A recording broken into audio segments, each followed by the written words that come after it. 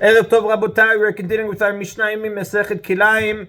We're up to Perek Bet Mishnah Gimel. The Mishnah now is going to teach us a case where a person plants his field with one species and then he changes his mind and decides to plant it with another species. What is he supposed to do now?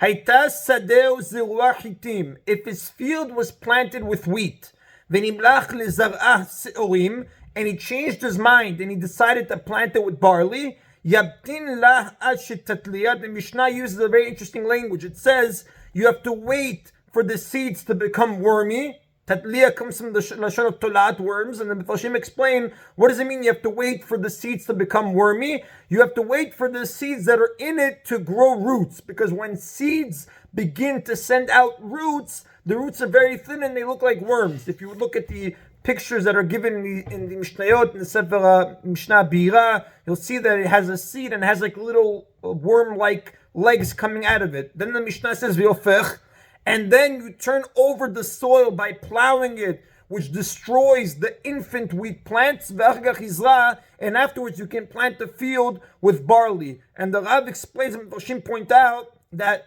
once the seeds have produced roots, they will not grow new roots if the old ones die. Therefore, what does the Mishnah say? The farmer should wait until the wheat seed has begun to send out roots. And the Rab points out to us that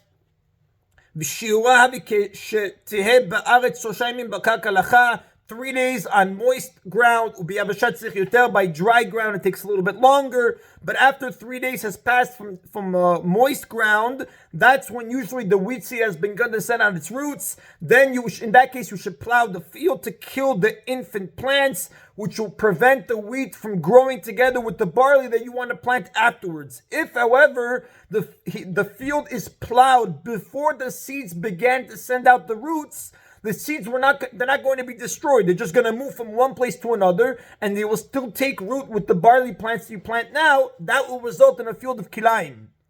Therefore, you have to wait till it takes root, then turn over the soil by plowing it, which will destroy that seed, and afterwards plant the field with the barley.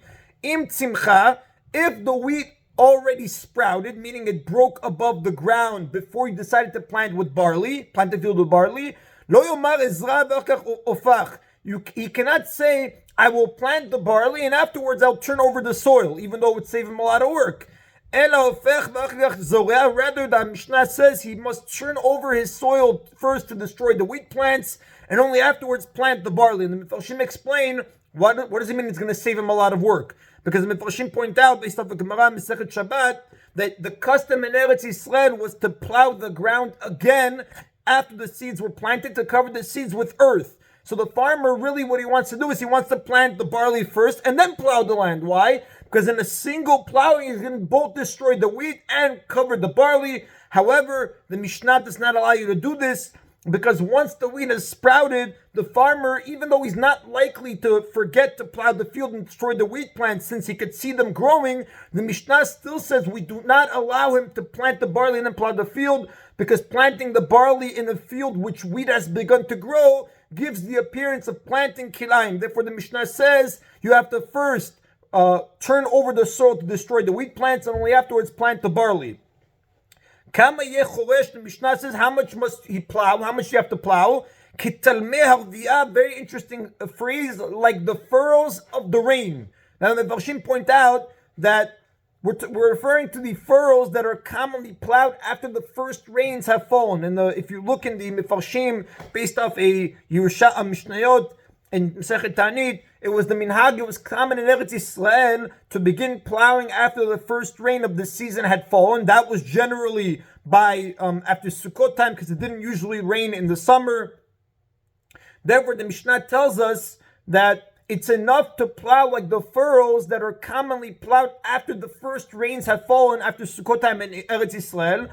Even though this leaves some earth between the furrows unplowed, that's enough to show that you're not interested in growing two species. In that case, you would be allowed to plant the barley. You don't have to plow the furrows so closely together that the entire surface of the field is plowed. As long as the furrows are spaced in the usual way, like the furrows of the rain, that's enough. Now, even though this could allow some wheat plants to survive between the furrows, the crop will not be Kilayim because the farmer now shows he's not interested in having them grow. That's one of the conditions we saw earlier in Mishna Aleph in this parak. However, if enough wheat plants to grow to make up 1/24 of the field, then you will have to remove it. Like we learned earlier, 1/24 was the limit the Chachamim made for Bitul Berov to work. It cannot be more than 1/24 of the field.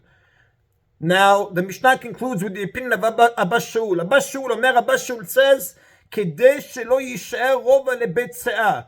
He argues with the first opinion. The first opinion says you have how much must you plow? Like the furrows of the rain. However, he says you have to plow enough so that you won't have a quarter kav of unturned soil in a bet se'ah. We learned previously, what is a bet se'ah? A bet se'ah, a bet rova.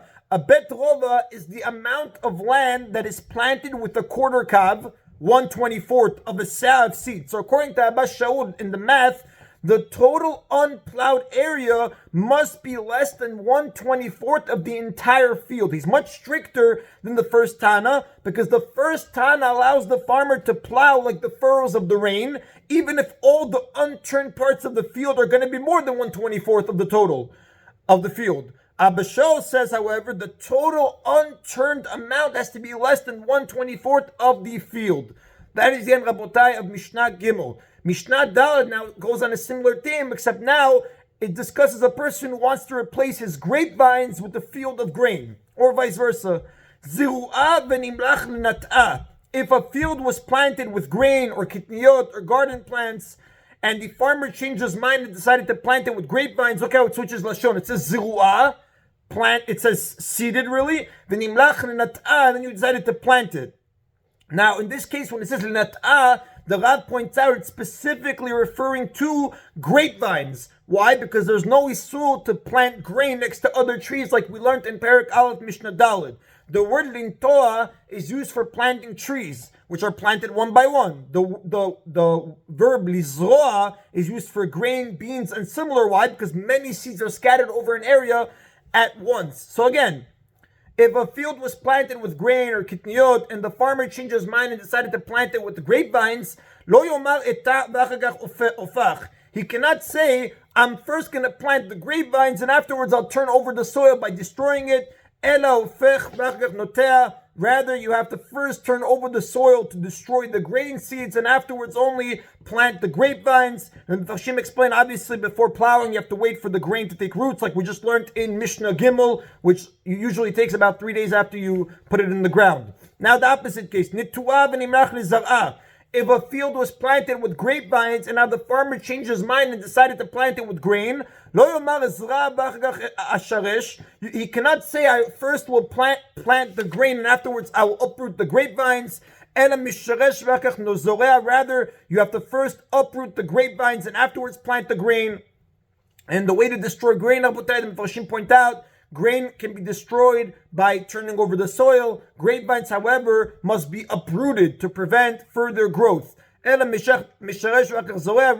you first uproot the grapevines and afterwards you plant the grain. However, the Mishnah says, if you want, he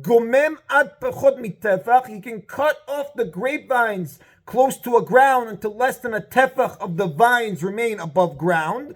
And then he can plant the grain and then uproot whatever's remaining. The Mishnah gives him a leniency in this case. And then the Farshim explain, a tefach, obviously we know, is between 3 to 4 inches. So once the grapevine has been cut this close to the ground, 3 to 4 inches from the ground, it's uncommon for it to grow again. That shows that the owner is no longer interested in it continuing to grow. So that even if it does regrow, he's not guilty of the Kilayim, Isur of Kilayim.